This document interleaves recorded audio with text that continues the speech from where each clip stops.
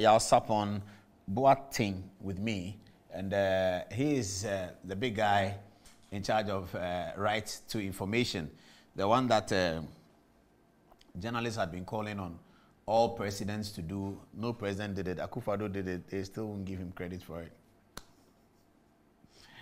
Okay. Plato here. You see, because I'm watching the TV. Plato here said in a book entitled Plato's Laws. I've told you before, page 26. I think it's the penultimate paragraph. He said the salvation of the state lay in removing government from untutored hands so that the society will be governed according to the findings of philosophy. You see, you must have a philosophical president who thinks that right to information must be passed. It started from Mills, started from Kufuor, John Mahama came. They didn't pass it. Akufo-Addo passed it. Okay, we are happy to have Lawyer Sapon Boateng here to tell us how it is working and if it is working. Because we've been reading of institutions asking people to pay money and all of that, and you have been responding to it. Good evening, Lawyer Sapon. Good evening, Paul. How are you, sir? Very well. I like your shirt. You look like Akufo-Addo. Thank you very much. So, is it working? Yes, it is working. Have we retrieved information that we wouldn't have had before? I think that I'd rather encourage that we use the law to get what we are looking for in public institutions. And then we can all tell whether it's working or not. Because we at the Commission will only know how well it is working when we receive complaints and we investigate to see how people are implementing this law in their institutions. But so far, from what we are getting, I believe it's working. I mean, we wrote to the Council of States to get the attendance book when we had a exchange with some people concerned about ex gratia. Okay. And the Council of State gave us attendance book once we cited the right to information. So we're quite happy about that. Are journalists being prevented from getting information? Do you get that sense? Some are being prevented, but I won't say it's just journalists. You know, this law is not meant for journalists alone. It's meant for everybody. Any Ghanaian? Any Ghanaian. In fact, it's meant for everyone, be you a Ghanaian or not. Oh, I see. So an American can come and say, Ministry of Trade, tell me this. Yes. I'm citing right to information. Yes. And you have to give it to him. You have to give it to him. It's not a law meant for Ghanaians only. Let's understand the exemptions then. Yes. So the exemptions. It talks about the generality of some group of exemptions, like information meant for the president or vice president. You can imagine that information may have been prepared for the use of the president or vice president, and then someone comes in to make an application for that information. If you put out that information, there's the likelihood that it would affect or prejudice what the president is yet to carry out. So the law says, at that point where the information is about to be utilized, we may not give out that information to you. So no agency or no governmental institution exempt from the application of the law. It is the information that you may hold at a particular time that may be exempt. So you cannot say an agency is exempt, you can only say information is exempt. However,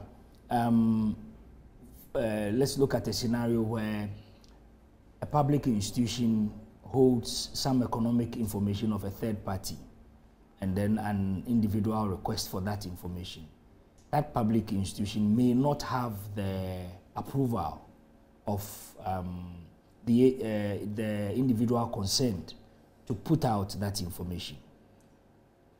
So the law says that information at that point is exempt information unless you have the consent of the other party, the third party, who may not be available at the time you're making such a request.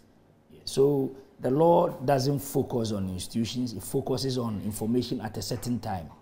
But with all the exemptions that the law may have put down, there are exceptions to the exemptions. So that, for instance, if information is required in the public interest, then regardless of whether the law exempts the disclosure of that information, we ought to put out that information anyway. That's what the law says. If it's in the interest of the public, then we must put out the information, whether or not the law exempts that information. Now, there's also the harms test, that regardless of whether or not the law exempts the disclosure of a particular information, if the disclosure, the non-disclosure is more likely to cause harm to society, then we must put out that information, regardless of the fact that the law exempts that information. So the exemptions are there, but it is not entirely an exempt information. You still have to do it dimension by dimension. Yes, and then, you know, it's dynamic. Sometimes you look at how it affects society to say that, no, this information must So where go people out. have sworn an oath of secrecy, Yes. like people in public service, they swear an oath of secrecy, and journalists or any other person wants information that is contained in the potential, information that will occasion a potential breach of the oath of secrecy, can one cite the oath of secrecy as an exemption? So the law actually tells how you should get information, so that you can't just go to any person in an institution and expect that you can get information just from any source. Every public institution must have an information officer. And if you want information with regards to the right to information law, you applied for that information from the information officer. So yes, we all take oath of secrecy, but we are not the ones under the law required to give out that information. Is the information officer? Is the information officer. But can the information officer say that the information you are looking for is contained within the oath of secrecy? So this law makes the disclosure of information, regardless of any law that precludes you from disclosing it, paramount. So under the... So you are violating the oath of secrecy? No, you are not violating it. This law waives any law that allows you not to disclose information. So when it comes to disclosure of information, the right to information law prevails over every other law. So the oath of secrecy... The oath of secrecy is not a law. It's a schedule under the Constitution. It's a schedule under the Constitution. It's also a schedule under different acts. So when you're taking office, you take it. But if you read Section 85 of the right to information law, if with your kind permission, yes, please read it. I may read.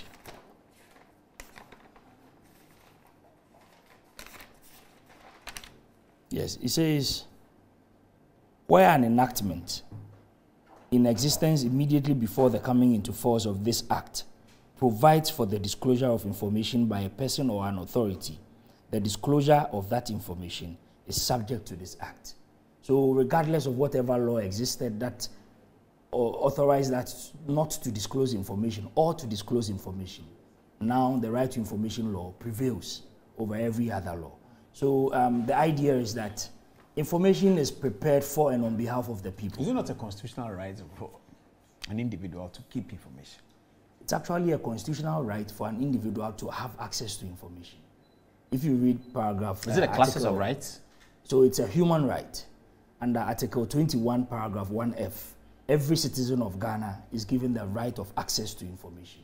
What was missing was the Right to Information Act, which would actually spell out the processes for actually getting what you require under in any public institution. So this law has come to spell out the processes of how to get the information, which information you should get, how you go about it, and which ones you are not entitled to get. That's what this right to information law is about. But it is not a law that is now creating the right. The right is in the Constitution.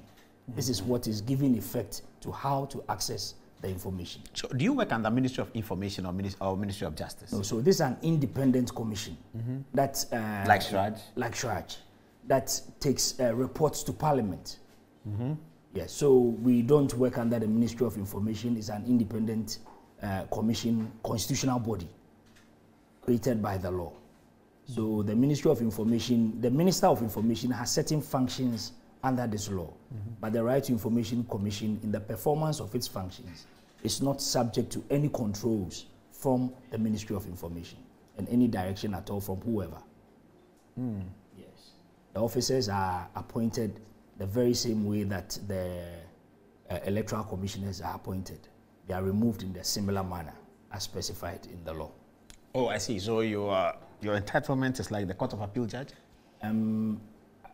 Because the functions that are given us relate to High Court judges, I would say probably the High Court. Yes, because powers are given. But what's your background? How were you selected for this position?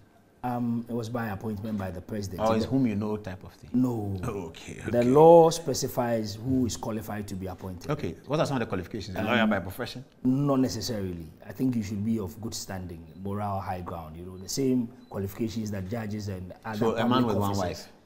I don't know how that is moral. Okay, I don't but know how that's moral. you know, in the Bible, where they were appointing judges over the church, Apostle Paul said, "A man with one wife." Okay. You know, so that's not part of the criteria. I'm not. So my friend Idrisu, who has 3 wives, can become. Oh, sure, I believe so. Okay, Idrisu, you heard that. So long keep as your 3 wives. Don't worry. Keep so long as it's legal to have 3 wives, why not? He's a Muslim. Idrisu Yeah, is a so Muslim. it's legal. Okay, all right. So a man who drinks alcohol is qualified. I don't think that alcohol is an immorality. Drinking alcohol per se. Smoking cigarette? I'm not sure about that. Maybe we will leave that to. Are you getting any questions for him, please? Yes. Are you getting any questions for him? You are not yet. Okay. But you came to the studio with some of your people. Can you mention their names and what roles they play? They've kept up late in the night sitting with you. So I have a team for my corporate affairs department. Okay, the lady in red, what's her name? Cameraman. Elizabeth Brown. Elizabeth Brown. What Bram, does she? Bram. What does she do for you? That's her. That's Elizabeth on your short viewers. Okay, more light on Elizabeth now so you can see her clearly. What does Elizabeth do for you? So she works with our corporate affairs department. They are the ones who have ensured that we are able to appear on. Oh, great. She was the one who was talking to me. I believe so. She and Christine. Christine, please put Christine on the photo. Oh, there you are. So Christine is the one in black. Oh, why have you taken it off? We are coming to describe them and you're taking it off. Christine is the one in black? Yes, that's okay. Christine. And the gentleman in the Edinkra thing is beautiful. What's his name? Kofi Sapong. Oh, Kofi Sapong. Yeah. He's also there. He's also there. The guy in the white shirt, he's smiling, he's very excited. What's his name? Isaac Esuban. Isaac Esuban. He's holding a laptop. Is he the scribe? Does he document everything? He's trying to capture everything that we are doing here. Ah, fantastic. That's a great team you have. That's a great team you have. Thank you. We are very happy that they give you such support to stay up with you in the studio almost 11 p.m. on a weekday, and tomorrow is also a working day. I think they've done very well. But we are happy that serious people like you are managing the right information. It's going to aid our democracy, isn't it? Very has much it already started aiding our democracy? I believe it has. Now you don't have to use your own traditional means of getting information. You mean hiding cameras in people's offices? Exactly. Okay. There's a proper procedure. Yes. That if you can write to them and they should deliver it. They will deliver it. Simple like that. Exactly. Then you can read the document and assess it. Exactly. The assessment is yours. Without having camera in their office at all. Camera in your shoe and your pen is camera in. Okay. And then whatever you choose to do with the information, it's up to you. That liability remains with you. So you can be sued for using information in defamation? Yes. Oh, that's interesting. Yes. So why? The right to information law doesn't even permit any public institution to ask you why you need the information. It doesn't permit. Okay, but why will defamation lie against a journalist who has used the right to information? So you access the information with the law, but how you use it is your choice. But if I have information, it's correct, and I publish it, why would somebody sue me? The spin you put on the information, what you use the information for, cannot be what the law has asked you to do. Especially so because the law will not ask you what you require the information okay, so you go and get information that Zoom Lion sprayed the market in Ghana for 5 million cedis. Then you go and publish that Zoom Lion thief is sprayed. That one is not your matter. Not our matter. It's the man and his defamation. Exactly. He has made his assessment. Exactly. So he will deal with it. And the man against whom you are making the comments has a right to elect what to do with you. So that's the personal liability you get. So we ask people to use information they get under the law responsibly. If institutions are resisting to give information, what's the remedy for the journalist? Can he sue? Can he come to you and you sue? So the law makes it such that you don't even have to go to court. It has given the Right to Information Commission powers of a high court to be able to resolve matters and subpoena and compel the production of information. If it is not coming, do you have the powers to arrest? We don't have powers to arrest, but we can get the court to enforce that production of information. So you can, I can apply, I can make a contempt application to RTI? Yeah, RTI is clothed with that high court. And they can grant a contempt application? We may have to rely on the courts to effect that arrangement. Yes. But it's given powers of the high court to ensure that we are able to carry out our mandate.